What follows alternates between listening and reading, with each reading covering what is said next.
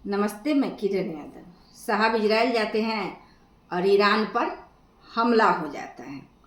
पता नहीं साहब कौन सा कर्मों का पाप छुपाने के लिए इधर उधर घूम रहे हैं।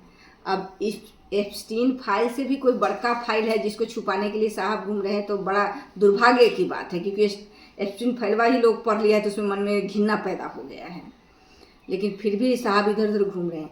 और ये जो हमला हुआ है ईरान पर, तो वहाँ के सुप्रीम लीडर मारे गए हैं।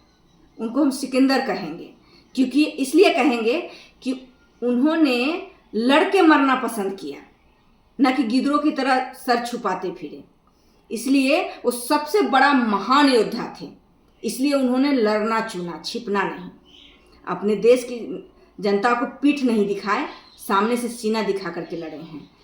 और दुख की बात यह है कि वो तो मरे हैं, लेकिन साथ में 165 छोटी छोटी बच्ची जो पढ़ने वाली थी वो भी मारी गई है।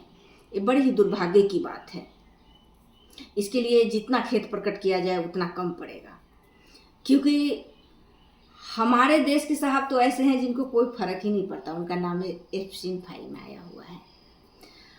तो अभी जो देख रहे हैं कि उतना मतलब कि मरने के बाद वहाँ के नागरिक का गुस्सा और वहाँ के लोगों का जो गुस्सा है वो आप देख ही रहे होंगे कि एक अकेला देश कैसे सबको पटक पटक के फोड़ रहा है। जिसको आसमाने में उड़ा रहा है, जिसको घर पे घरे उड़ा रहा है, जहाँ देख रहे हैं वहीं फोड़ रहा है।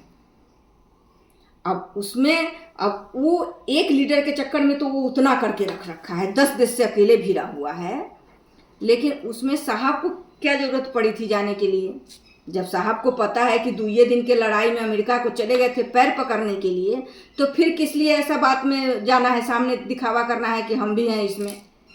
अभी विशाखापट्टनम में सम्मेलन समारोह चल रहा था, उसमें साहब ने ईरान के नेवी को न्योता देकर के बुलाया, तो वो लोग आया है, अपने समारोह में शामिल हुआ विशाखापट्टनम में। उसके बाद वो आपस जा रहे थे हिंद महासागर के रास्ते, और वहाँ पर अमेरिका घेर करके हमला कर दिया है। श्रीलंका वाले ने बचाया है उन लोगों को।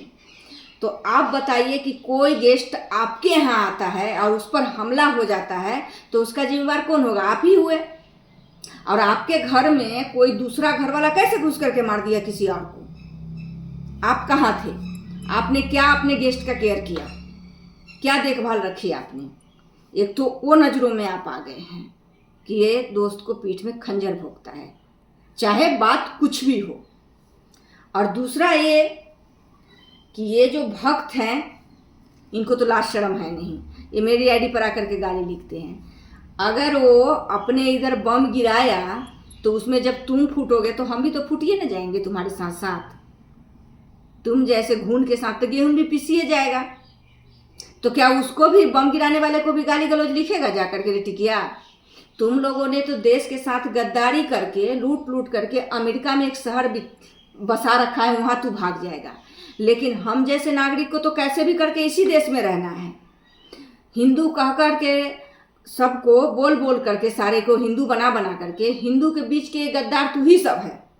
जैसे पिछड़ा दलित के गद्दार है कोयड़िया कुर्मी, उसी तरीका से तुम लोग भी है। सच का आईना अगर कोई दिखा दे तो गाली गलौज पे उताहुल हो जाता है। ये नहीं सोचता है कि जब अपने देश के साथ कुछ भी कोई करेगा तो हम सबको मिलकर के भुगतना पड़ेगा।